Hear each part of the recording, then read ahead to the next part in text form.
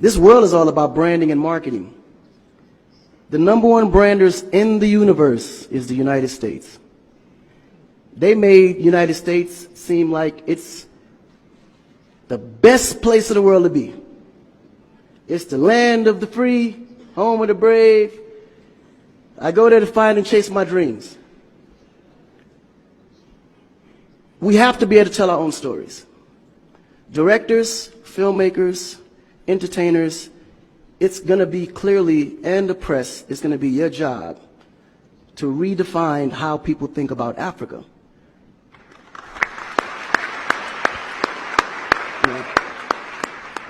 Because you're here, you see what's going on. You clearly can see in a vivid picture the good, the bad, and the ugly.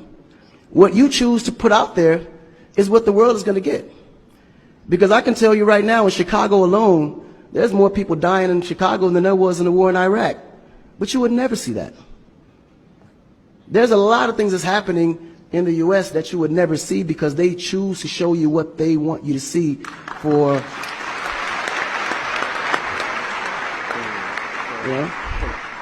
It's about country integrity. You have a certain reputation you have to keep. No one puts their family business out into the street. One of the problems we have in Africa is that when something happens, the press is quick to put out negative energy and quick to put out a negative story. And then that story goes on to internet, and other broadcasting systems take it and they post it.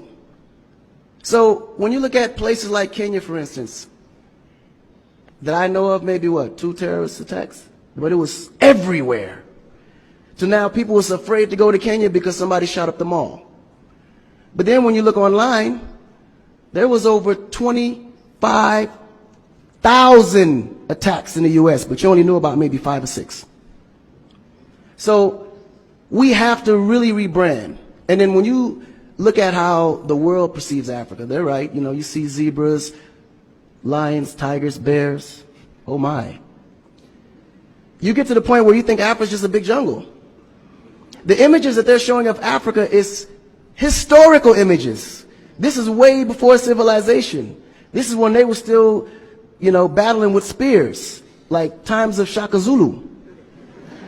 No, I'm serious.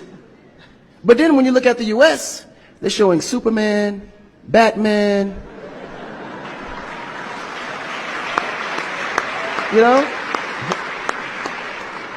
Where is our Superman? Where is our, Shaka Zulu should be a superhero today. Really. So we have to tell our own stories. I mean, even Jesus is white.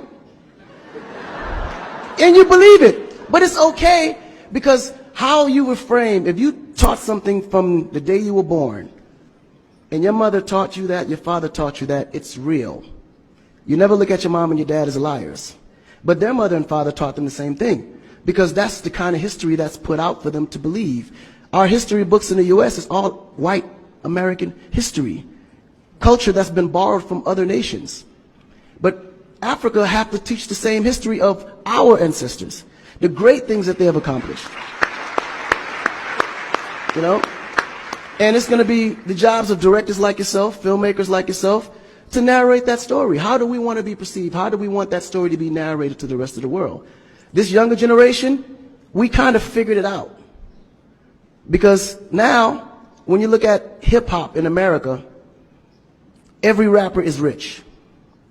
Gold chains, Bentleys, nice girls by the pool with bathing suits in this big mansion. And then, when the video's over, they get on their phone and call an Uber. They don't even come in the Bentley that you just saw in the TV. But you go to Nigeria, we got Wizkid, Davido, P-Square, all these guys driving a Bentley, Mercedes. They actually own those cars. That's the difference. But if we don't translate that, they will never know. They think we're going to leave the shoot and go home on a horse or a zebra. Because that's what they know. This is why African Americans are so afraid of Africa. You mention Africa, they start shaking. There's so much fear. They don't know how to translate that.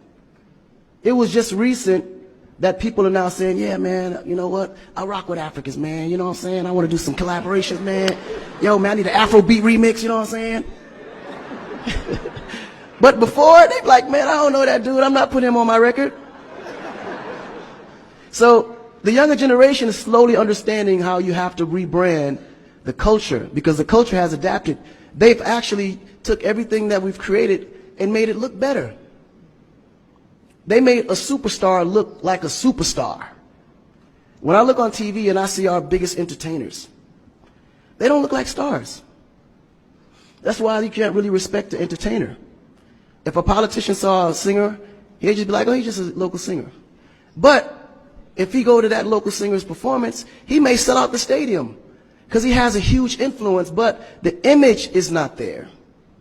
So we have to take the image as a huge accountability for ourselves and realize that Africa really does have a reputation.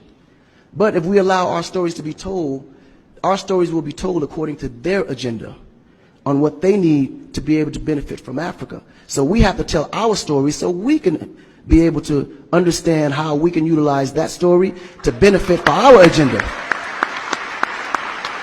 You know?